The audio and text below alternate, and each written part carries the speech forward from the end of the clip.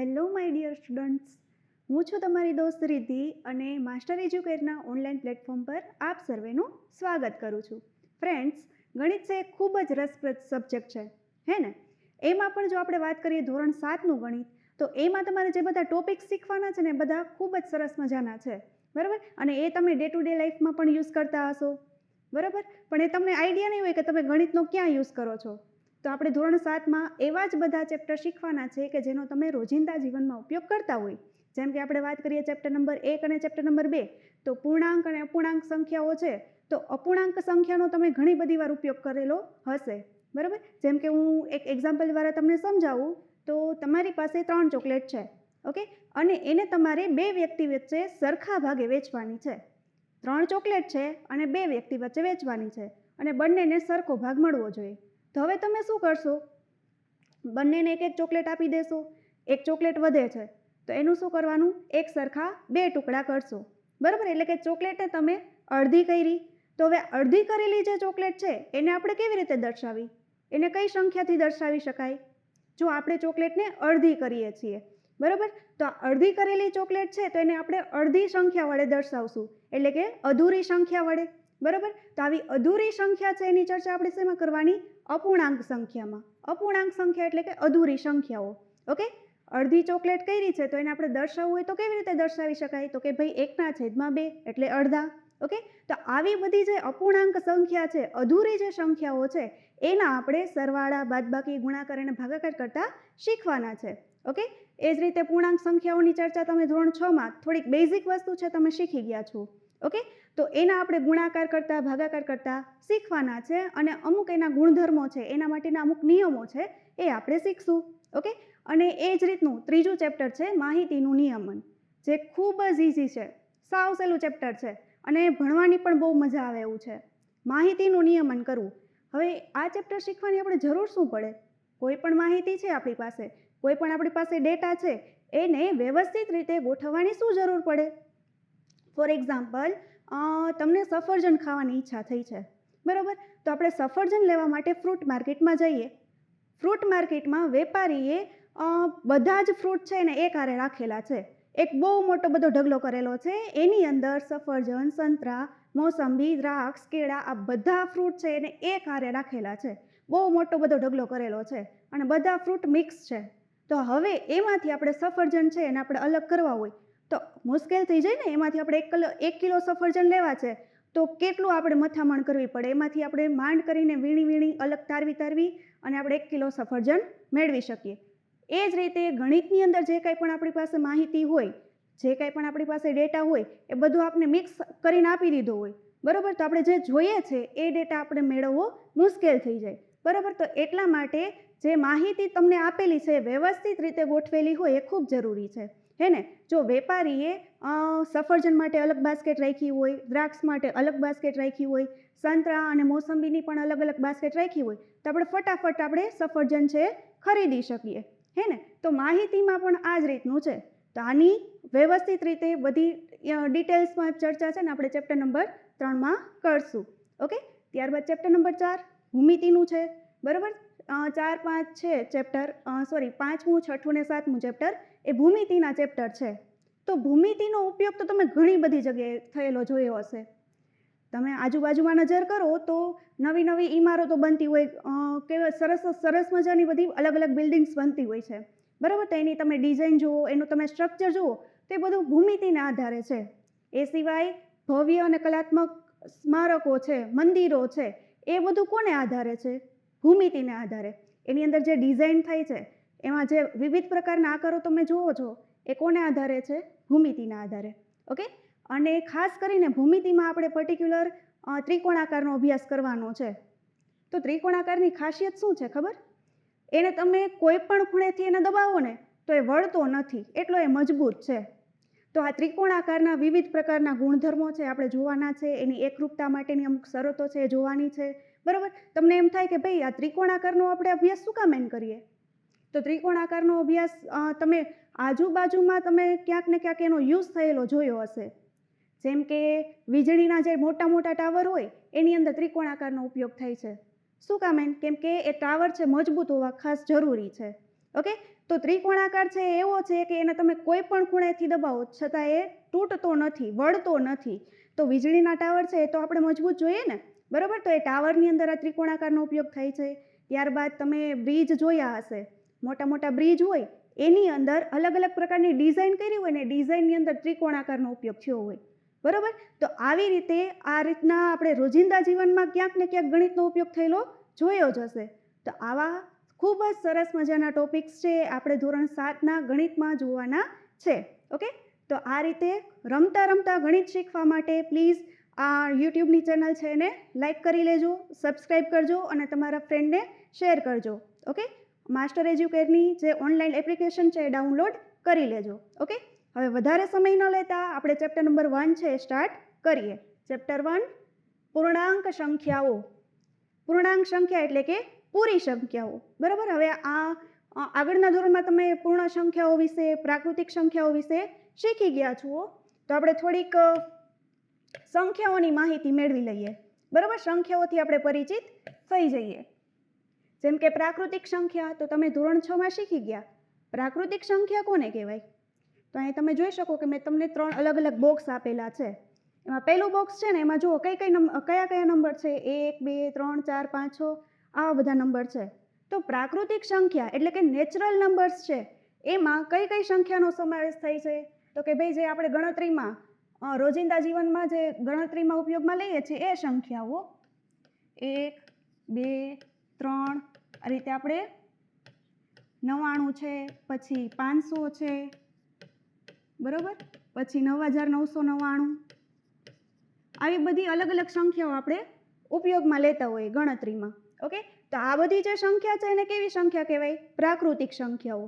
એને ઇંગ્લિશમાં કેવું હોય તો નેચરલ નંબર્સ કહેવાય, બરાબર. એટલા માટે એને આપણે કેપિટલ N વડે દર્શાવીએ છીએ. પ્રાકૃતિક સંખ્યાનો જે ગણ છે એને કેપિટલ N વડે દર્શાવવામાં આવે છે. ઓકે, હવે મેં અહીંયા વચ્ચે વચ્ચે છે ને ક્યાંક ટપકા કર્યા છે ને છેલ્લે મેં 3 ટપકા કર્યા છે. આનો અર્થ શું થાય? તો કે ભાઈ પ્રાકૃતિક સંખ્યાઓ છે ને અનંત સુધી વિસ્તરેલી છે. અનંત એટલે જેનો છેડો જ નથી. એટલે કે આપણે કોઈ છેલ્લી સંખ્યા જો જોતી હોય તો આપણે મળે નહીં. એટલે એવું હોય કોઈ પણ સંખ્યા હોય, કોઈ પણ અહીંયા તમને નંબર આપ્યો હોય તો શું એના પછીનો નંબર આપને ન મળે એવું બને? એવું તો શક્ય નથી ને. જો માનો કે હું 500 લઉં છું, હું એમ કહું કે 500 પછી બીજી એક પણ સંખ્યા નથી આવતી, હું એવું ધારું કે 500 છે એ છેલ્લી સંખ્યા છે, તો તમે એમ કહેશો કે મેડમ 500માં જો આપણે 1 ઉમેરી દઈએ ને તો એના પછીની સંખ્યા મને મળી જાય 501, બરાબર. એ રીતે હું કોઈ પણ સંખ્યા લઉં એ સંખ્યાની અંદર તમે કોઈ પણ મોટી સંખ્યા લ્યો તો એના માટે પણ એ જ થશે. કોઈ પણ તમે મોટી સંખ્યા લ્યો એમાં તમે 1 ઉમેરો તેના પછી આવતી હોય એવી તરતની તમને સંખ્યા મળી જાય.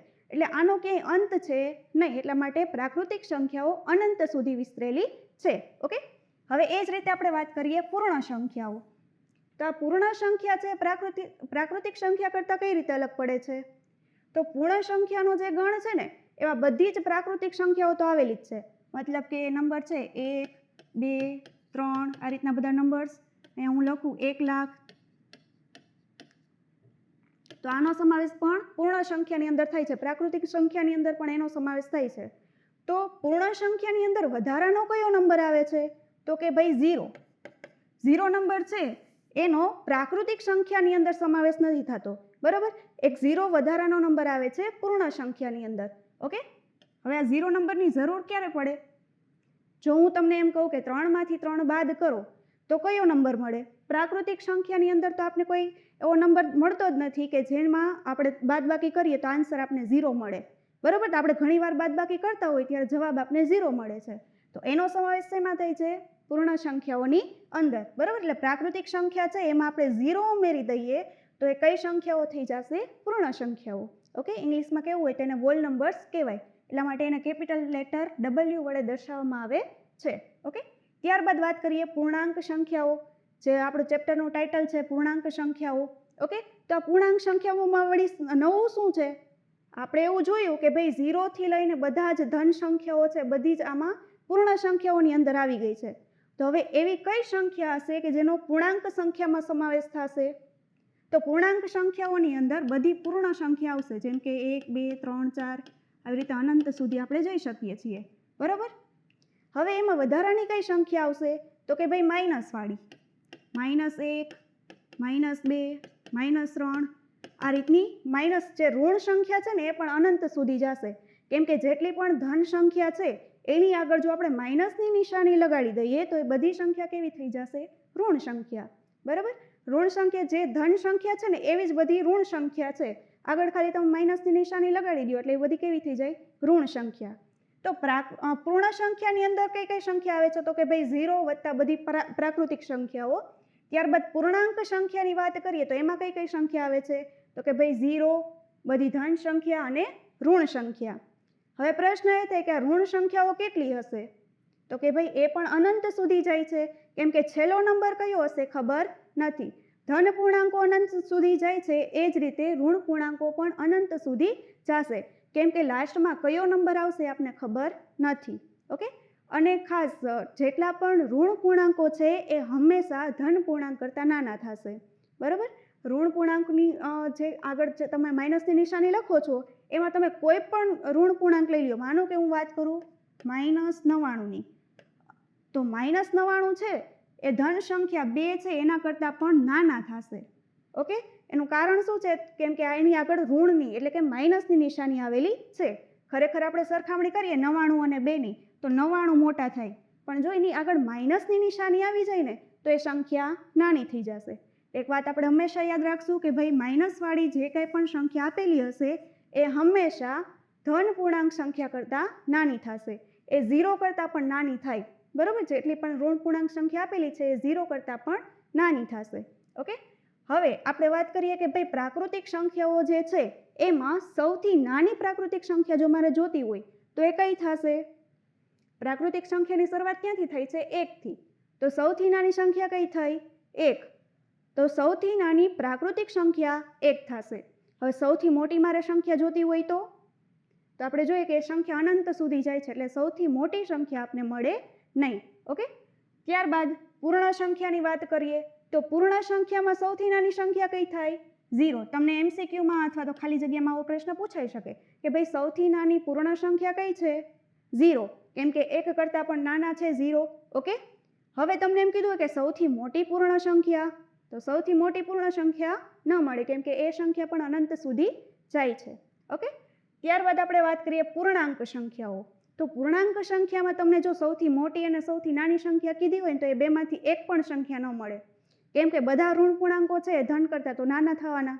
જેમ આપણે આગળ ઋણ પૂર્ણાંકો લખતા જઈએ એમ આપણે નાના નાના ઋણ પૂર્ણાંકો મળતા જાય, એટલે સૌથી છેલ્લો નંબર કયો હશે ને કંઈ ફિક્સ જ નથી.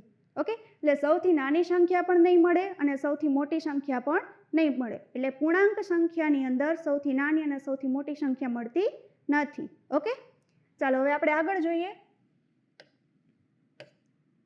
સંખ્યા રેખા. હવે તમે ધોરણ 6માં પણ સંખ્યા રેખાની માહિતી મેળવી લીધી હશે. બરાબર? અહીંયા જે મેં આકૃતિ બનાવી છે શેની છે? રેખાની. બરાબર? તો સંખ્યા રેખામાં શું હોય? તો ભાઈ એવી રેખા કે જેની ઉપર સંખ્યાઓ લખેલી હોય એને સંખ્યા રેખા કહેવાય. ઓકે, હવે આ સંખ્યાઓને આપણે લખવી કેવી રીતે? પૂર્ણાંક સંખ્યાની વાત કરીએ તો એને આપણે સંખ્યા રેખા ઉપર દર્શાવી છે, તો કેવી રીતે દર્શાવી શકાય? તો બરોબર વચ્ચેના ભાગમાં આપણે લેશું 0. સંખ્યા રેખા છે એમાં બરોબર વચ્ચેના ભાગે કયો નંબર આવશે? 0.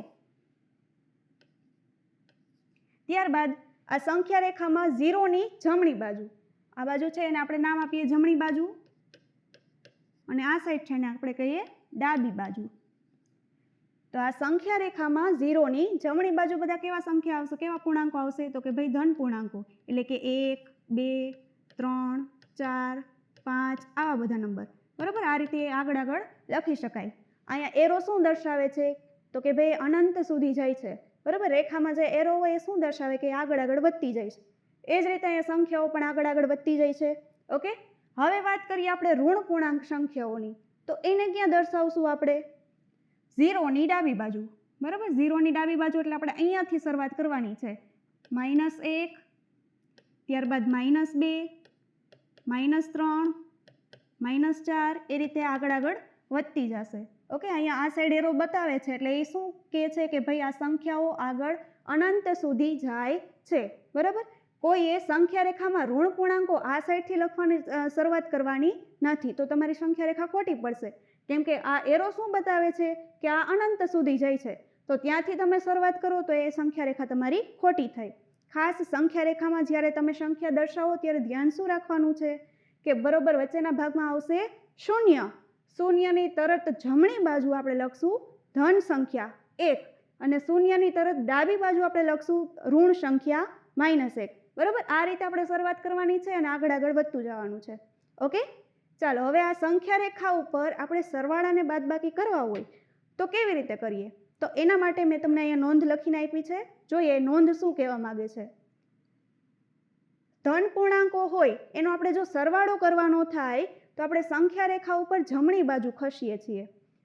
માનો કે અહીંયા તમને જે કંઈ ધન પૂર્ણાંકો આપ્યા છે એમાંથી હું કોઈ પણ 2 ધન પૂર્ણાંક ઉપાડું, એનો હું સરવાળો કરું તો તમને આન્સર જે કંઈ પણ મળશે ને જમણી બાજુ જ મળશે. એ 2 સંખ્યાની જમણી બાજુ મળશે. ચાલો આપણે એક્ઝામ્પલ લઈને ચેક કરીએ કે ખરેખર એવું થાય છે કે નહીં. કોઈ પણ 2 ધન પૂર્ણાંક લઉં, માનો કે લઉં છું 2 અને 3. 2 અને 3 આ 2 ધન સંખ્યા છે તો કે ભાઈ હા છે. કરવાનું છે શું? સરવાળો.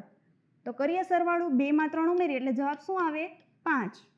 તો 5 ક્યાં આવે છે? તો કે ભાઈ 2 અને 3ની જમણી બાજુએ. બરાબર, 2 અહીંયા છે, 3 આ સાઈડ છે. આ 2ની જમણી બાજુએ 5 આવેલા છે. ઓકે, તો ધન પૂર્ણાંક સંખ્યા છે એનો જો આપણે સરવાળો કરીએ તો આપણે કઈ બાજુ ખસીએ છીએ? સંખ્યા રેખા ઉપર જમણી બાજુ. ઓકે, એ જ રીતે જો ઋણ પૂર્ણાંક સંખ્યા તમને આપી હોય તો એ ઋણ પૂર્ણાંક સંખ્યાનો જો તમે સરવાળો કરો, ઋણ પૂર્ણાંક સંખ્યાનો તમે સરવાળો કરો તો તમે સંખ્યા રેખામાં ડાબી બાજુ ખસીએ. એટલે કે આ ડાબી બાજુ આપણે ખસવાનું આવશે. કોઈ પણ 2 ઋણ પૂર્ણાંકો આપણે લઈએ, એ સંખ્યા રેખા ઉપરથી હું લઉં છું -1 અને -2. 2 ઋણ પૂર્ણાંકો છે, -1 અને -2. આ બંનેનો સરવાળો કરવાનો છે. ઓકે, જો ઋણ સંખ્યા હોય એનો આપણે સરવાળો કેવી રીતે કરવાનો થાય? તો કે ભાઈ 2 માઇનસ વાળી સંખ્યા છે, 2ની આગળ માઇનસની નિશાની છે, તો સૌથી પહેલાં તો એ માઇનસની નિશાની છે આપણે સામાન્ય કાઢી લઈએ. તો બાકી શું વધે છે? 1 + 2. ચાલો 1 માં 2 ઉમેરીએ એટલે જવાબ શું આવે? 3. 3ની આગળ માઇનસની નિશાની એટલે જવાબ શું આવશે? -3. તો -3 ક્યાં આવ્યા છે? તો કે ભાઈ -1 અને -2ની ડાબી બાજુએ અહીંયા આવ્યા છે. બરાબર, તો આપણે ડાબી બાજુએ ખસીએ છીએ. ઓકે, ત્યારબાદ ધન પૂર્ણાંકની બાદબાકી આપણે કરીએ. કોઈ પણ 2 ધન પૂર્ણાંક લ્યો, એની જો બાદબાકી કરવામાં આવે તો સંખ્યા રેખા ઉપર કઈ બાજુ આપણે ખસશું? તો કે ભાઈ ડાબી બાજુએ. એટલે જે રીતે સરવાળામાં કર્યું એના કરતાં ઊંધી પ્રોસેસ થશે. બરાબર, આપણે જ્યારે સરવાળો કરીએ છીએ ત્યારે આપણે જમણી બાજુ ખસતા હતા, તો બાદબાકી કરશું ત્યારે કઈ બાજુ ખસશું? ડાબી બાજુએ. ફોર એક્ઝામ્પલ આપણે જે 2 અને 3 માટે લીધું છે એના માટે ચેક કરીએ ધન પૂર્ણાંકો 2 અને 3 માટે. તો 2 માંથી 3 બાદ કરીએ એટલે જવાબ શું આવે? -1. 2 માંથી 3 બાદ કરવાના છે. જો 2 માંથી 3 બાદ કરીએ એટલે નાની સંખ્યામાંથી તો મોટી સંખ્યા બાદ ન થાય, એટલે આપણે શું કરીએ? ઊંધી પ્રોસેસ. 3 માંથી 2 બાદ કરીએ એટલે જવાબ શું આવે? 1. અને જવાબમાં મોટા હોય એની નિશાની મૂકવાની. કોણ છે મોટા? 3. અને એની આગળ છે માઇનસની નિશાની એટલે અહીં જવાબ શું આવશે? -1. હવે આપણે સંખ્યા રેખા ઉપર ચેક કરીએ કે -1 ક્યાં આવ્યા છે? તો કે ભાઈ 0ની ડાબી બાજુ. તો 2 અને 3 નંબર છે એની ડાબી બાજુએ -1 આવેલા છે. ઓકે, ત્યારબાદ ઋણ પૂર્ણાંક સંખ્યા માટે આપણે જોઈએ. ઋણ પૂર્ણાંક સંખ્યાઓની જો બાદબાકી કરવામાં આવે ને તો આપણે જમણી બાજુ ખસશું. બાદબાકી કરીએ -2 અને -1ની આપણે જો બાદબાકી કરીએ તો આપણે જમણી બાજુ ખસશું. ચાલો આપણે બાદબાકી કરીને ચેક કરીએ. અહીંયા જે આપણે 2 ઋણ પૂર્ણાંકો લીધા છે એના માટે જ જોઈએ. -1 એની બાદબાકી કરવાની છે -2 સાથે. ઓકે, હવે અહીંયા 2 માઇનસની નિશાની એકાર આવી એટલે માઇનસ માઇનસ પ્લસ થશે. -1 + 2. હવે અહીંયા આપણે જોઈએ તો 2ની નિશાની અલગ અલગ છે. -1 અને +2. અહીંયા 2ની નિશાની અલગ અલગ હોય ત્યારે આપણે બાદબાકીની ક્રિયા કરવાની આવે. તો 2 માંથી 1 બાદ કરીએ એટલે જવાબ આવશે 1. કેવા 1 હશે? પ્લસ, કેમ કે અહીંયા 2 મોટા છે એની આગળ પ્લસની નિશાની છે. બરાબર, એટલે અહીંયા આવશે +1. ઓકે, તો અહીંયા આપણે 1 જોઈએ તો 1 કેવા છે? તો કે ભાઈ પ્લસમાં છે. તો ધન પૂર્ણાંક સંખ્યાઓ ક્યાં આવી છે? જમણી બાજુએ. 2 માંથી 3 આપણે બાદ કર્યા. 2 માંથી 3 આપણે બાદ કર્યા તો આપણે જે બાદબાકી કરી ત્યારે આપણે આન્સર શું મળ્યો? સોરી, અહીંયા આપણે ઋણ પૂર્ણાંક સંખ્યા લીધી છે -1 અને -2. બરાબર, તો આ 2 ઋણ પૂર્ણાંક સંખ્યા છે એની આપણે બાદબાકી કરી તો આપણે કઈ બાજુ ખસ્યા? જમણી બાજુએ, કેમ કે પ્લસ આન્સર મળે છે. 1 ક્યાં આવ્યો છે? -2 અને -1ની જમણી બાજુએ. ઓકે, તો આ નોંધ છે ખાસ તમારી નોટમાં લખી લેજો, કેમ કે આ શોર્ટ ફોર્મ છે તમને યાદ રાખવું ઇઝી રહેશે. ઓકે, ત્યારબાદ આપણે આગળ જોઈએ. તમને વિચારવાનું કીધું છે. અહીંયા અમુક સેન્ટેન્સ આપ્યા છે, એના માટે તમારે વિચાર કરવાનો છે. હવે અહીંયા જે સેન્ટેન્સ લખ્યા છે એ દરેક સેન્ટેન્સ સાચા છે એવું જરૂરી નથી, બરાબર? એ આપણે ચેક કરવાના છે, એટલા માટે જ તમને વિચારવાનું કીધું છે. ઓકે, જોઈએ સૌથી પહેલાં પહેલું વિધાન શું કહેવા માગે છે. જ્યારે બે ધન પૂર્ણાંકોનો સરવાળો કરવામાં આવે તો આપણને ધન પૂર્ણાંક સંખ્યા મળે છે. તમે કોઈ પણ બે સંખ્યા લ્યો અને એનો જો તમે સરવાળો કરો તો આન્સરમાં તમને ફરી પાછો ધન પૂર્ણાંક જ મળે એવું તમને કીધું. આપણે એક એક્ઝામ્પલ લઈને જોઈએ. ફોર એક્ઝામ્પલ હું લઉં છું નંબર 12 અને 6. આ બંને સંખ્યા કેવી છે? ધન સંખ્યા. તો આપણે ધન સંખ્યા જ લેવાની કીધી હતી. ઓકે, હવે આપણે એનો સરવાળો કરીએ તો 12 માં 6 ઉમેરીએ એટલે જવાબ શું આવે? 18. 6 ને 2 8 અને 1 હતા એમ એટલે 18. તો 18 કેવી સંખ્યા છે? ધન સંખ્યા. ઓકે, હવે મેં અહીંયા જે એક્ઝામ્પલ લીધું એ સિવાયનું તમે કોઈ પણ બીજું એક્ઝામ્પલ લઈ, કોઈ પણ બે ધન પૂર્ણાંક લઈ અને તમારી નોટમાં તમે ચેક કરી શકો છો. કોઈ પણ બે ધન પૂર્ણાંકનો જો સરવાળો કરવામાં આવે તો આન્સર તમને હંમેશા ધન પૂર્ણાંક સંખ્યા જ મળશે. ઓકે, તો પહેલું વિધાન છે એ સાચું છે. ત્યારબાદ બીજું વિધાન જોઈએ. જ્યારે બે ઋણ પૂર્ણાંકોનો સરવાળો કરવામાં આવે તો આપણને ધન પૂર્ણાંક મળે છે. તમને એમ કીધું કે બે ઋણ પૂર્ણાંકનો સરવાળો કરવાનો છે. ઓકે, તો આપણે કોઈ પણ બે ઋણ પૂર્ણાંક લઈએ, -1 અને -6. આ બેનો આપણે શું કરશું? સરવાળો.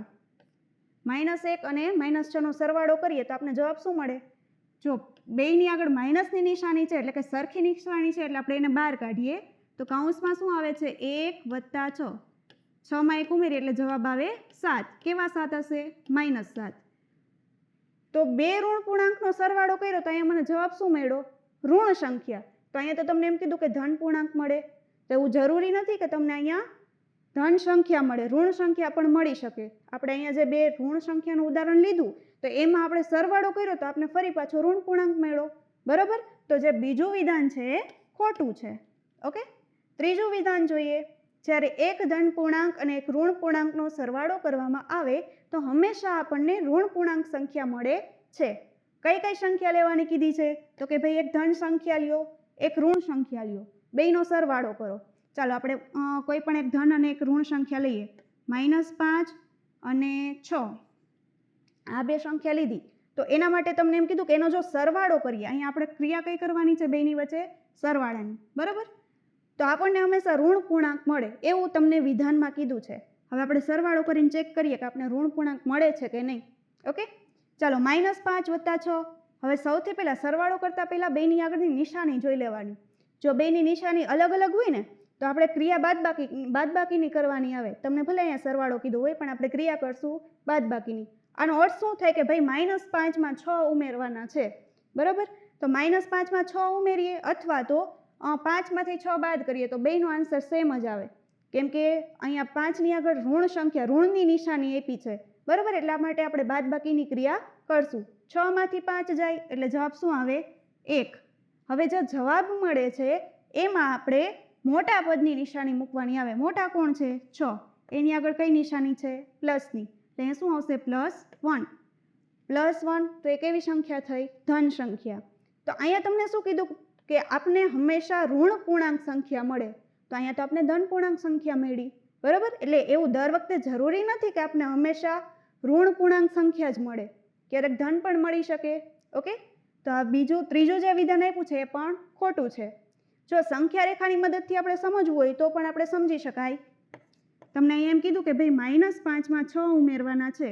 ઓકે, તો સંખ્યા રેખામાં બરોબર વચ્ચે આપણે કયો અંક લખીએ છીએ? 0.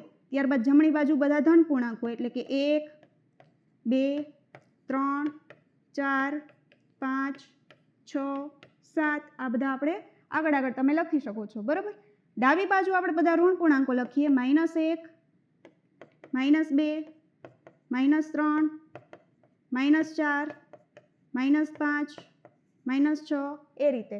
હવે અહીં તમને શું કરવાનું કીધું? તો કે ભાઈ -5 માં 6 ઉમેરવાના છે. ઉમેરવાના હોય ત્યારે આપણે કઈ બાજુ ખસવાનું? જમણી બાજુ, બરાબર? એ -5 અંક અહીંયા આપેલો છે, જમણી બાજુ 6 પગલાં આપણે ચાલવાના, કેમ કે સરવાળો કરવાનો કીધો છે. જ્યારે સરવાળો કરવાનો કીધો હોય ત્યારે આપણે જમણી બાજુ આગળ વધવાનું, બરાબર. ચાલો 6 પગલાં જમણી બાજુ ચાલીએ. 1 2 3 4 5 અને 6 પગલાં આપણે જમણી બાજુ ચાલીએ છીએ તો આપણે જવાબ શું મળે છે? 1. તો અહીંયા આપણે ગણતરી કરીને પણ એ જ આન્સર મળ્યો. ઓકે, તો અહીંયા આપણે ધન પૂર્ણાંક સંખ્યા મળે છે. ઓકે, ઋણ પૂર્ણાંક સંખ્યા મળતી નથી, એટલા માટે આ વિધાન ત્રીજું છે ખોટું છે. ઓકે, આ રીતના તમે બીજા એક્ઝામ્પલ લઈને પણ ચેક કરી શકો છો. ઓકે, હવે અહીંયા એક તમને નોટ આપેલી છે. અત્યાર સુધીમાં આપણે ધન પૂર્ણાંક સંખ્યા અને ઋણ પૂર્ણાંક સંખ્યાના સરવાળા અને બાદબાકીની ક્રિયા કરતા હતા, બરાબર. પણ હવે પ્રશ્ન એ થાય છે કે ક્યારે સરવાળો કરવો અને ક્યારે બાદબાકી કરવી, બરાબર. અને જવાબ આવે ત્યારે જવાબમાં કઈ નિશાની મૂકવી, તો એના માટે અહીંયા એક શોર્ટકટ ટ્રીક છે. અહીંયા એક તમને નોંધ કરીને મેં આપ્યું છે, તો એ સમજીએ. શું કહેવા માગે છે કે જો બે ધન સંખ્યા આપી હોય, બે પ્લસની નિશાની છે, એ શું છે તો કે ભાઈ બે ધન પૂર્ણાંક સંખ્યા તમને આપી હોય, કોઈ પણ તમે પૂર્ણાંક સંખ્યા લઈ શકો, કોઈ પણ બે ધન પૂર્ણાંક સંખ્યા. ઓકે, જો એનો તમને સરવાળો કરવાનો કીધો હોય, બે ધન પૂર્ણાંક સંખ્યા હોય અને જો સરવાળો કરવાનો હોય તો તમને જવાબ શેમાં મળશે? પ્લસમાં. ઓકે, બે ધન પૂર્ણાંક સંખ્યા હોય ત્યારે આપણે સરવાળો કરશું. હવે જો એક પ્લસમાં આપ્યું હોય ને એક માઇનસમાં આપ્યું હોય, આ સરવાળા માટેની નોંધ છે. અહીંયા ક્રિયા કઈ કરવાની છે? સરવાળાની. આપણે શું સમજશું કે ભાઈ બે સંખ્યા આપી છે, દરેકની વચ્ચે સરવાળાની ક્રિયા છે. ઓકે, એક ધન પૂર્ણાંક છે અને એક ઋણ પૂર્ણાંક છે, એનો આપણે સરવાળો કરવાનો છે, બરાબર. તો એક ધન પૂર્ણાંક અને એક ઋણ પૂર્ણાંક હોય ત્યારે શું કરવાનું આવે? ખરેખર ક્રિયા બાદબાકીની, કેમ કે બેયની આગળ જો નિશાની અલગ અલગ હોય ને ત્યારે આપણે બાદબાકી કરશું. આપણે હમણાં સંખ્યા રેખાની મદદથી પણ જોયું હતું, બરાબર, કે એક ધન સંખ્યા હોય અને ઋણ સંખ્યા હોય ત્યારે શું કરવાનું આવે? બાદબાકી. ઓકે, આપણે ગણતરી કરીને પણ જોયું હતું અને સંખ્યા રેખામાં પણ હમણાં એક એક્ઝામ્પલ લીધું તો બે માટે આપણે ચેક કર્યું હતું. ઓકે, એ જ રીતે એક જો ઋણ પૂર્ણાંક હોય અને એક ધન પૂર્ણાંક હોય ત્યારે ખરેખર ક્રિયા કઈ કરવાની? બાદબાકીની. ઓકે, અને જો બંને ઋણ પૂર્ણાંક આપ્યા હોય તો આપણે ક્રિયા કરશું સરવાળાની. ઓકે, હવે અહીંયા કઈ ક્રિયા કરવાની એ સમજાઈ ગયું, ક્યારે સરવાળો કરવો ક્યારે બાદબાકી કરવી એ સમજાઈ ગયું, બરાબર. પણ જવાબમાં કઈ નિશાની મૂકવી તો કે ભાઈ જે સંખ્યા મોટી હોય એની. ઓકે, હવે આ જે 4 નોંધ લખી છે એના ઉપરથી તમે શું તારણ કાઢી શકો છો? જો બંને સંખ્યા ધન હોય તો આપણે સરવાળો કરવાનો, બંને સંખ્યા ઋણ હોય તો પણ આપણે સરવાળો કરશું. હવે જો બેમાંથી એક કોઈ પણ એક સંખ્યા જો ઋણ આપી હોય અને એક ધન આપી હોય, બરાબર, ત્યારે શું કરવાનું? બાદબાકી. એટલે કે બેયની આગળ જો અલગ અલગ નિશાની હોય તો આપણે કરશું બાદબાકી, અને જો બેયની આગળ સરખી નિશાની હોય તો આપણે કરશું સરવાળો. સરવાળો અને બાદબાકી થઈ ગયા પછી જે તમને જવાબ મળે છે એમાં શું કરવાનું તો કે ભાઈ જે સંખ્યા મોટી હશે ને એની જે આગળ નિશાની હોય એ નિશાની આપણે મૂકવાની. ઓકે, જે મોટા હોય ને એનું ચાલે, આપણે એ રીતે યાદ રાખશું. ઓકે, તો જે સંખ્યા મોટી હશે એની આગળ જો સરવાળાની નિશાની હોય તો સરવાળો મૂકવાનો, બાદબાકીની નિશાની હોય તો બાદબાકીની મૂકવાની, બરાબર. જનરલી આપણે ધન પૂર્ણાંક સંખ્યા હોય એની આગળ પ્લસની નિશાની નથી લખતા, બરાબર. એ એમને નિશાની વગર હોય ને તો આપણે સમજી જઈએ કે એ બધા કેવા છે? ધન પૂર્ણાંકો. ઓકે, તો આ નોંધ છે ખાસ આપણે બધા યાદ રાખશું, કેમ કે આખા ચેપ્ટરની અંદર જેટલા પણ આપણે એક્ઝામ્પલ કરવાના કીધા છે એ બધી જગ્યાએ આપણે આ નોંધનો ઉપયોગ કરશું. ઓકે, હવે જોઈએ પૂર્ણાંક સંખ્યાઓના સરવાળા માટેના ગુણધર્મો એટલે કે નિયમો. સરવાળા માટેના પૂર્ણાંક સંખ્યાઓ માટે શું નિયમો ધરાવે છે એ આપણે જોવાના છે. તો સૌથી પહેલો નિયમ સરવાળા વિશે સંવૃતતા, એટલે કે પૂર્ણાંક સંખ્યા છે એ સરવાળા માટે સંવૃત છે. સંવૃત એટલે શું? પહેલાં તો એ શબ્દ જ નથી ખબર કે ભાઈ સંવૃતતા એટલે શું, તો એના સમજીએ. સંવૃતતા એટલે કે તમે કોઈ પણ બે સંખ્યા લ્યો છો પૂર્ણાંક સંખ્યામાંથી, એની આરે જો તમે સરવાળો કરો તો ફરી પાછો આન્સર તમને પૂર્ણાંક સંખ્યા જ મળે. જેમ કે આપણે હમણાં ઓલા બધા બોક્સ જોયા હતા, અહીંયા આપણે જોયું હતું કે આ કયું બોક્સ છે તો કે ભાઈ પૂર્ણાંક સંખ્યાઓ માટેનું, બરાબર. હવે આ બોક્સમાંથી હું કોઈ પણ બે પૂર્ણાંક સંખ્યા લઉં, ફોર એક્ઝામ્પલ હું લઉં છું 4 અને -5. આ બંને પૂર્ણાંક સંખ્યા છે, બરાબર. પૂર્ણાંક સંખ્યાના બોક્સમાં આવેલી સંખ્યા છે 4 અને -5. ક્રિયા કઈ કરવાની છે? સરવાળાની. આપણે સરવાળા માટે કીધું છે એટલે હું એ સરવાળાની ક્રિયા કરીશ, બરાબર. તો જવાબમાં ફરી પાછી તમને પૂર્ણાંક સંખ્યા જ મળશે એવું તમને કીધું છે. ચાલો હવે અહીંયા આપણે જોઈએ નિશાનીનું સાદુરૂપ આપીએ. પ્લસ અને માઇનસ આ એક સંખ્યા છે પ્લસમાં છે, બીજી સંખ્યા છે માઇનસમાં છે, એક ધન છે એક ઋણ છે, એટલે આપણે બાદબાકીની ક્રિયા કરશું. બરાબર, બાદબાકી કરીએ તો 5માંથી 4 જાય એટલે શું જવાબ મળે? 1. હવે મોટી સંખ્યા કઈ છે? તો કે ભાઈ 5. 4 કરતાં 5 મોટા છે. 5ની આગળ માઇનસની નિશાની છે, એટલા માટે અહીંયા શું જવાબ મળશે? -1. તો -1 છે એ પણ ફરી એક પૂર્ણાંક સંખ્યા જ થઈ. બરાબર, એ ઋણ પૂર્ણાંક સંખ્યા છે. તો એ ફરી પાછી જો આ બોક્સની અંદર જ આવેલી છે.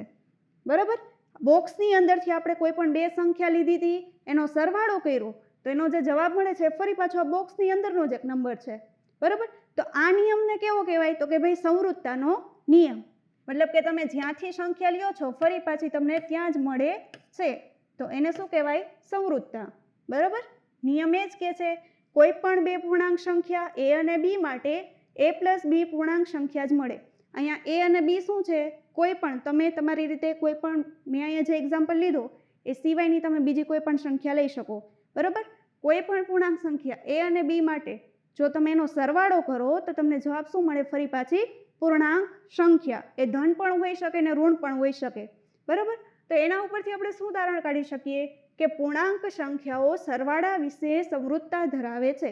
એટલા માટે કે ભાઈ કોઈ પણ સંખ્યાનો તમે સરવાળો કરો, પૂર્ણાંક સંખ્યાનો સરવાળો કરો તો ફરી પાછી તમને પૂર્ણાંક સંખ્યા મળે. તો એને શું કહેવાય? તો કે ભાઈ એ સંવૃત્તાના નિયમનું પાલન કરે છે. ઓકે, ચાલો પહેલો નિયમ ક્લિયર બધાને. હવે આપણે નેક્સ્ટ જોઈએ બીજો નિયમ, સરવાળા માટે ક્રમનો નિયમ. ક્રમનો નિયમ એટલે વળી શું? ક્રમ, તમે કોઈ પણ ક્રમની અંદર સરવાળો કરી શકો. બરાબર, કોઈ પણ બે તમે સંખ્યા લ્યો, પૂર્ણાંક સંખ્યા લ્યો, એનો તમે કોઈ પણ ક્રમમાં સરવાળો કરી શકો. ફોર એક્ઝામ્પલ આપણે લઈએ નંબર 3 અને -2. એના માટે આપણે ચેક કરીએ.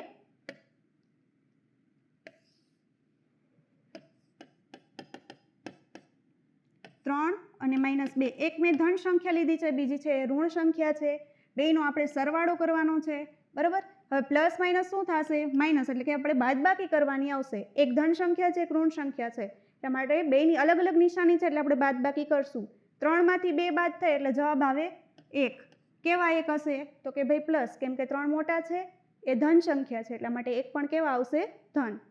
હવે હું ક્રમ બદલાવી નાખું. જો અહીંયા a + b, એટલે આપણે પહેલું સ્ટેપ છે એ આપણે કમ્પ્લીટ કર્યું. હવે શું કરવાનું છે? b + a, એટલે કે આ સંખ્યા છે એને આપણે ઊંધી કરી નાખીએ. બેયનો ક્રમ છે એ અદલા બદલી કરી નાખીએ. -2 છે એને પહેલાં લઈ લઈએ, -2 + 3. હવે આ બે સંખ્યા કેવી છે? તો કે ભાઈ એક ધન છે એક ઋણ છે, બે અલગ અલગ સંખ્યા છે. અલગ અલગ નિશાનીવાળી સંખ્યા છે એટલે આપણે ક્રિયા કરવાની બાદબાકીની. 2માંથી 3ને બાદ કરીએ તો 2માંથી 3 બાદ થાય એટલે આન્સર શું આવશે? 1. જવાબમાં કયા પદની કઈ નિશાની મૂકવાની? તો કે ભાઈ મોટા પદની. મોટા છે 3, એની આગળ પ્લસની નિશાની છે એટલે અહીંયા આન્સર આવશે +1. તો અહીંયા આપણે બેનો ક્રમ બદલાવી નાખ્યો. બરાબર, -2 હતા ત્યાં 3 લીધા અને 3 હતા ત્યાં -2 લીધા. તો બેનો ક્રમ બદલાવી નાખ્યો છતાં પણ આપણે આન્સર સેમ મળે છે. બરાબર, બેનો આન્સર સરખો મળ્યો. તો આપણે શું કહી શકીએ કે ભાઈ આપણે કોઈ પણ ક્રમમાં સરવાળો કરી શકીએ છીએ, આન્સર સરખો મળે છે. એટલા માટે પૂર્ણાંક સંખ્યાઓ સમક્રમી છે. સરવાળા માટે સમક્રમી છે. ઓકે, નેક્સ્ટ આપણે જોઈએ બીજો નિયમ, જૂથનો નિયમ. બરાબર, કોઈ પણ તમે જૂથ બનાવી શકો. પૂર્ણાંક સંખ્યા માટે તમને એમ કીધું છે કે સરવાળા માટે તમે કોઈ પણ 3 પૂર્ણાંક સંખ્યા લ્યો, એનું તમે કોઈ પણ રીતે જૂથ બનાવો તો પણ આન્સર સરખો મળે. જેમ કે તમને 3 સંખ્યા આપી છે તેમ એમાં તમે પહેલાં b અને c નો સરવાળો કરો, પછી એમાં તમે a ઉમેરો તો એનો આન્સર, અને પહેલાં તમે a અને b નો સરવાળો કર્યો પછી એમાં તમે c ઉમેરો તો એનો આન્સર, બેયનો આન્સર સરખો આવે છે. બરાબર, એવું આ નિયમ કહે છે. તો ચાલો આપણે ચેક કરી લઈએ કે આ નિયમ સાચો છે કે નહીં. ઓકે, ચાલો ડાબી બાજુ લઈએ તો શું આપ્યું છે? a + b + c, કૌંસની અંદર b + c. તો a, b અને c ની જગ્યાએ આપણે કોઈ પણ એક સંખ્યા છે ધારી લઈએ. બરાબર, ધારો કે a બરાબર હું લઉં છું 1, b બરાબર લઉં છું 2 અને c બરાબર હું લઉં છું -4. એક આપણે ઋણ સંખ્યા પણ લઈ લઈએ. બરાબર, હવે અહીંયા જે a, b અને c આપ્યા છે એની જગ્યાએ આપણે કિંમત મૂકીએ તો 1 + કૌંસમાં 2 + -4. ઓકે, તો અહીંયા 1 છે એને આપણે હમણાં એમનેમ રાખીએ. તો આ કૌંસની અંદર જે કંઈ સંખ્યા આપી છે એની વચ્ચે જે કંઈ પણ તમને ક્રિયા કીધી છે એનું કામ પહેલાં પૂરું કરીએ. ચાલો -4 અને 2 બેની નિશાની અલગ અલગ છે એટલે બાદબાકી થશે. 4માંથી 2 બાદ કરીએ એટલે જવાબ આવે 2. મોટા કોણ છે 4, એની આગળ માઇનસની નિશાની એટલે અહીંયા શું આવશે -2. હવે અહીંયા ફરી પાછું આપણે જોઈએ -2 અને 1 બેની આગળ અલગ અલગ નિશાની છે એટલે આપણે શું કરવાનું આવે બાદબાકી. 2માંથી 1 બાદ કરીએ એટલે જવાબ આવે 1. કેવા 1 હશે તો કે ભાઈ માઇનસ, કેમ કે 2 છે મોટા છે અને એની આગળ માઇનસની નિશાની છે એટલા માટે. ઓકે, ત્યારબાદ આપણે જમણી બાજુ ચેક કરીએ. જમણી બાજુ શું આપ્યું છે તો કે ભાઈ પહેલાં એ અને બીનો સરવાળો કરવાનો કીધો છે. એનો જે આન્સર આવશે એમાં આપણે સી ઉમેરવાના છે. ચાલો એ બી અને સીની કિંમત મૂકી દઈએ. 1 + 2 + -4. 1માં 2 ઉમેરીએ એટલે જવાબ શું આવે 3. 3 + -4. હવે અહીંયા બેની નિશાની અલગ અલગ થાય છે એટલે બાદબાકી કરવાની આવશે. 4માંથી 3 બાદ થાય એટલે જવાબ આવે 1. 4 છે મોટા છે એટલે મોટાની નિશાની આવે -1. ઓકે, તો ડાબી બાજુ પણ આપણે -1 મળી અને જમણી બાજુ પણ -1 મળી. બરાબર, ડાબી બાજુ અને જમણી બાજુ સરખી થઈ. તો એનો અર્થ શું થયો કે ભાઈ આપણે કોઈ પણ રીતે જૂથ બનાવી શકીએ અને જૂથમાં આપણે સરવાળા કરી શકીએ. કોઈ પણ રીતે જો જૂથ બનાવ્યું હોય પૂર્ણાંક સંખ્યાનું તો બંને જૂથ માટે આપણને આન્સર છે સરખો મળે છે. ઓકે, એટલા માટે આપણે જો કોઈ પણ 3 પૂર્ણાંક સંખ્યા આ સિવાયની તમે બીજી કોઈ પણ પૂર્ણાંક સંખ્યા લઈ અને આ નિયમ છે તમે ચેક કરી શકો છો. બધી જ પૂર્ણાંક સંખ્યા માટે આ નિયમ સાચો છે.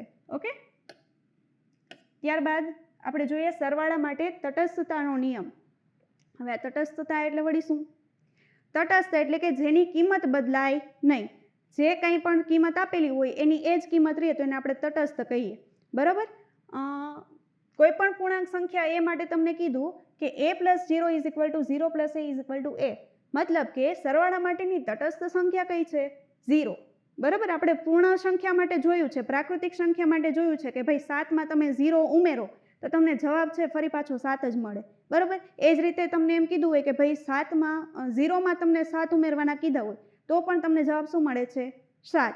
એટલા માટે તટસ્થ સંખ્યા કઈ થાય છે 0, કેમ કે એનો તમે કોઈ પણ સંખ્યા હારે સરવાળો કરો તો આન્સર તમને જે તે સંખ્યા આપણે લીધી હોય એ જ સંખ્યા પાછી મળે છે.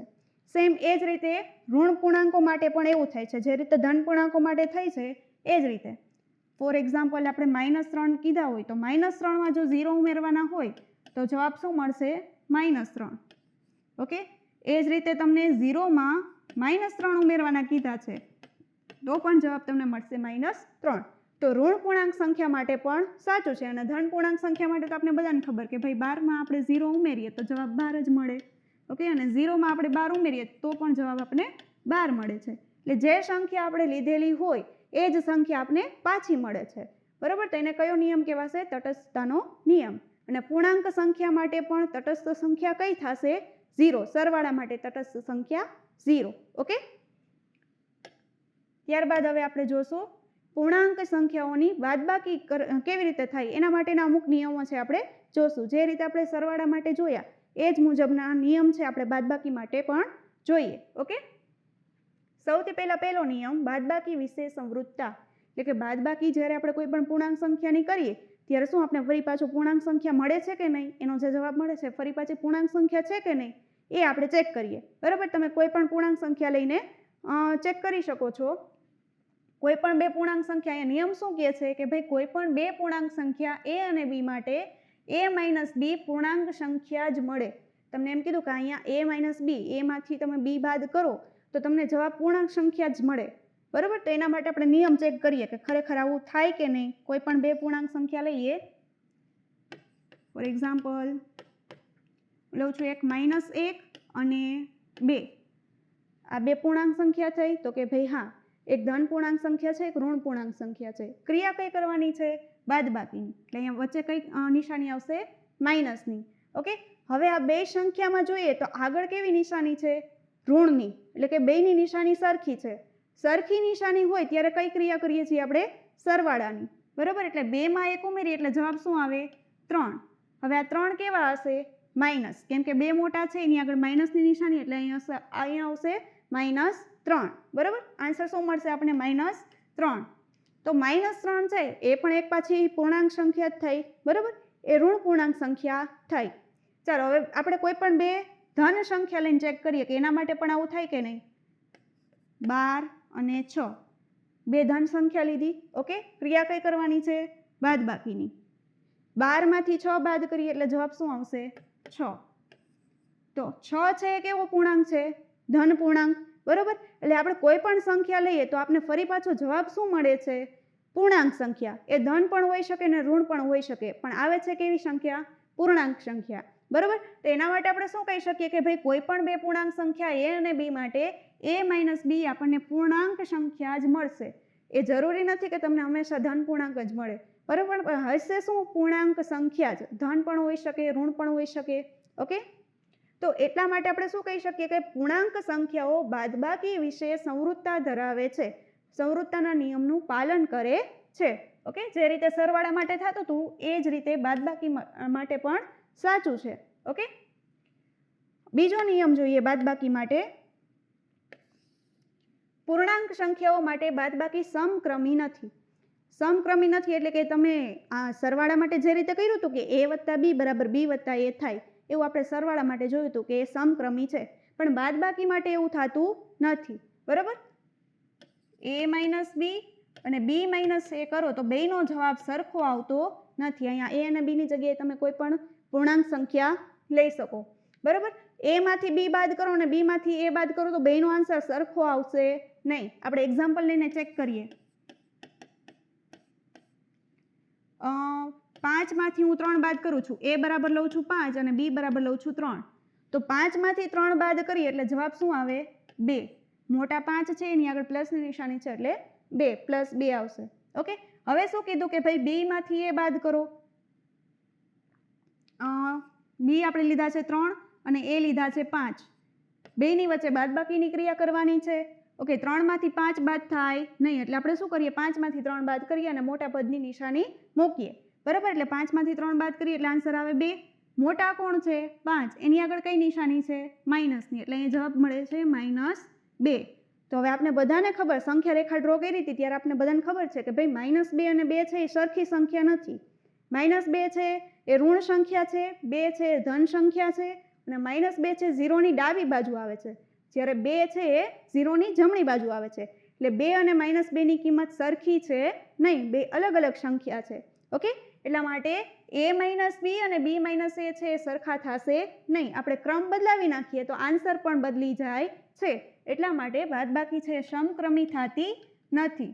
ઓકે, તો આપણે આવું ન લખી શકીએ a - b = b - a, એ રીતે આપણે લખી શકીએ નહીં. વચ્ચે કઈ નિશાની આવશે? ≠ ઓકે,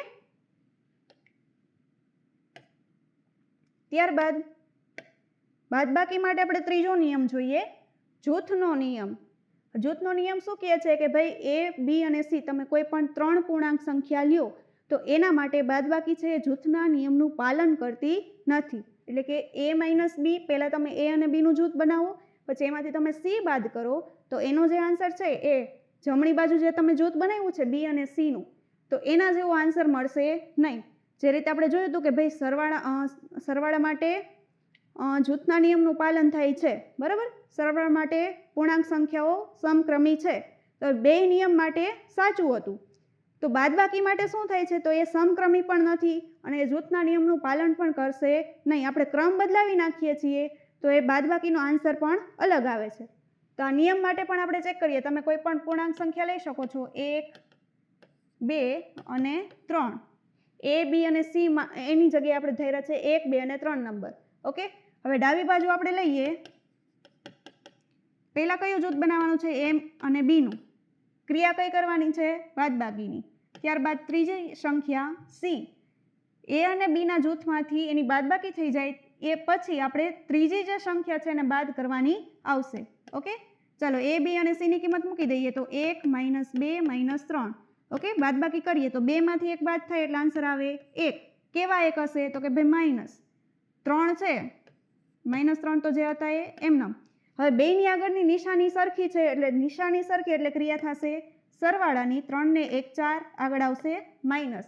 જવાબ શું મેળવો? -4.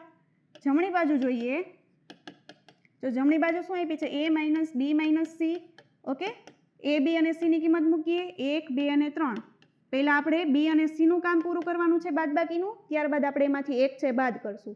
બરાબર, 2 માંથી 3 બાદ થાય એટલે જવાબ આવે -1. ઓકે, 2માંથી 3 બાદ થાય એટલે 1 વધશે. 3ની આગળ માઇનસની નિશાની છે, એ મોટા છે એટલા માટે -1, અને 1 હતા એ એમનેમ. અહીંયા માઇનસ માઇનસ શું થશે? પ્લસ. એટલે 1 ને 1 2, એટલે અહીંયા જવાબ મળે છે 2. જ્યારે આપણે ડાબી બાજુ શું જવાબ મળ્યો? -4. તો -4 અને 2 બે અલગ અલગ સંખ્યા થઈ, બરાબર. એટલા માટે આપણે જ્યારે જૂથ બદલાવીએ છીએ ત્યારે એની કિંમત પણ બદલાઈ જાય છે. ઓકે, એટલા માટે જૂથના નિયમનું પાલન થતું નથી બાદબાકી માટે. ઓકે, ત્યારબાદ વિરોધી સંખ્યા. હવે વિરોધી સંખ્યા એટલે શું? વિરોધી સંખ્યા કોને કહેવાય? તો કે ભાઈ એવી સંખ્યા કે જે એકબીજાનો વિરોધ કરતી હોય. વિરોધ કરે એટલે કે આન્સર તમને 0 મળે. તમે એનો સરવાળો કરો તો તમને સરવાળાનો જવાબ 0 મળે. એવી બે સંખ્યા કે જેનો તમે સરવાળો કરો તો આન્સર તમને 0 મળે. તો એવું અત્યાર સુધીમાં આપણે કઈ સંખ્યા માટે જોયું છે? 0 માટે. તમે 0માં 0 ઉમેરો તો તમને આન્સર મળે છે 0. પણ હવે આપણે પૂર્ણાંક સંખ્યાઓ શીખી ગયા છીએ, બરાબર. એમાં ઋણ પૂર્ણાંકો પણ આવે છે અને ધન પૂર્ણાંકો પણ આવે છે. તો આ બે પૂર્ણાંક, ધન અને ઋણ પૂર્ણાંકમાંથી એવી આપણે બે સંખ્યા મળશે કે જેથી કરીને એનો સરવાળો કરીએ તો આપણે આન્સર છે એ આપણે 0 મળે. ઓકે, તો ચાલો એ જોઈએ.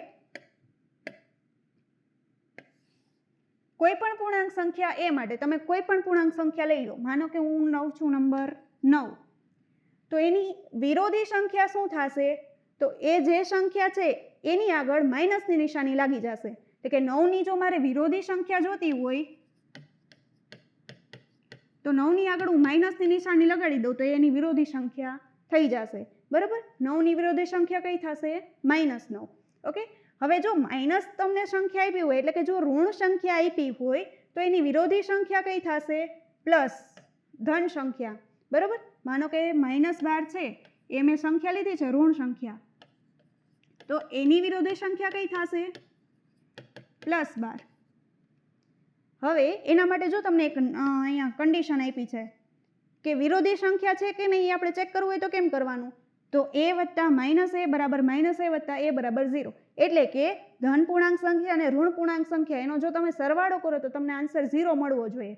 ચાલો આપણે અહીંયા 9 માટે જોઈએ કે એના માટે આ કન્ડિશન છે સાચી છે કે નહીં. અહીંયા જે તમને શરત આપી છે બેયનો સરવાળો કરવાનો છે, 9 વત્તા -9, બરાબર. 9 વત્તા -9. હવે જો બેયની આગળ નિશાની અલગ અલગ છે. ઓકે, નિશાની અલગ અલગ છે એટલે આપણે બાદબાકી કરશું. 9માંથી 9 બાદ થાય એટલે જવાબ શું મળે? 0. ઓકે, તો અહીંયા આપણે બાદબાકી સરવાળો કર્યો છતાં પણ આન્સર આપણે શું મળ્યો? 0. કેમ કે એક સંખ્યા હતી ધનમાં હતી અને બીજી હતી ઋણ સંખ્યા હતી. ઓકે, તો 9માંથી 9 બાદ થાય એટલે આપણે આન્સર મળે છે 0. ઓકે, એટલે આપણે સરખી સંખ્યા લીધી પણ એની આગળની જો નિશાની અલગ અલગ હોય તો આપણે આન્સર શું મળે છે? 0. ઓકે, તો મિત્રો આજના લેક્ચરની અંદર આપણે કેટલી વસ્તુ જોઈ? તો કે ભાઈ સરવાળા માટે નિયમો જોયા, બાદબાકી માટે નિયમો જોયા, પણ કેવી સંખ્યા માટે? તો કે ભાઈ પૂર્ણાંક સંખ્યાઓ માટે. ઓકે, પૂર્ણાંક સંખ્યા છે બાદબાકી માટે કંઈક નિયમો ધરાવે છે, સરવાળા માટે કંઈક નિયમો ધરાવે છે, બરાબર. હવે આપણે આખા લેક્ચરનું જો આપણે જોઈએ કે ભાઈ આખા લેક્ચર દરમિયાન આપણે શું શીખ્યા, તો સરવાળા માટે આપણે જોયું તો એ સરવાળા છે સમક્રમી છે, બરાબર. બાદબાકી છે એ સમક્રમી નથી. સરવાળા છે પૂર્ણાંક સંખ્યાઓ માટે સવૃત્તાના નિયમનું પાલન કરે છે, તો બાદબાકી છે એ પણ સવૃત્તાના નિયમનું પાલન કરે છે. પણ જૂથના નિયમ માટે જોઈએ તો એ સરવાળા માટે જૂથના નિયમનું પાલન થાય છે પૂર્ણાંક સંખ્યાઓમાં, પણ બાદબાકી માટે પાલન થતું નથી. ઓકે, અને આપણે તટસ્થ સંખ્યાની વાત કરી હતી તો ભાઈ પૂર્ણાંક સંખ્યાઓ માટે પણ તટસ્થ સંખ્યા કઈ થાય છે? 0. ઓકે, બાદબાકીની જો વાત કરીએ તો બાદબાકીમાં વિરોધી સંખ્યા આપણે જોઈએ. બાદબાકી માટે પણ તટસ્થ સંખ્યા તો 0 જ થશે કેમ કે આપણે કોઈ પણ સંખ્યાની જો બાદબાકી કરીએ, બરાબર, એમાં જો આપણે 0 ઉમેરવાનો કીધો હોય, કોઈ પણ ઋણ સંખ્યા હોય એમાં આપણે 0 ઉમેરવાનો કીધો હોય તો અગેન આપણે આન્સર છે એ 0 જ મળે. ઓકે, આપણે પછી ત્યારબાદ વિરોધી સંખ્યાની વાત કરી હતી કે ભાઈ વિરોધી સંખ્યા કોને કહેવાય? તો જે કંઈ પણ સંખ્યા છે એ જો ધન હોય તો એની વિરોધી સંખ્યા કઈ થશે? એનો એ જ નંબર પણ આગળ ઋણની નિશાની આવશે, બરાબર. જો ઋણ સંખ્યા હશે તો એની વિરોધી સંખ્યા કઈ થશે? તો કે એ જ નંબર પણ આગળ પ્લસની નિશાની. ઓકે, તો આટલી ચર્ચા છે આપણે આજના લેક્ચરમાં કરી. હું આશા રાખું કે આજનો લેક્ચર છે તમને ઘણો ઉપયોગી થયો હશે અને ખૂબ મજા આવી હશે, હે ને? તો મિત્રો આ ચેનલને ખાસ લાઇક કરી દેજો, સબસ્ક્રાઈબ કરજો અને તમારા ફ્રેન્ડમાં શેર કરવાનું ના ભૂલતા. ઓકે, હવે આ જ ટાઈપના આપણે ટોપિક્સ છે બધા અલગ અલગ ભણવાના છે, તો તમને આ બધા વિડીયો છે તમને મળી જાય એટલા માટે બાજુમાં બેલ આઇકન આપેલું હશે તો તે પ્રેસ કરી દેજો જેથી કરીને આવનારા તમામ વિડીયોના નોટિફિકેશન છે તમને મળી જાય. Okay, thank you. જય હિન્દ.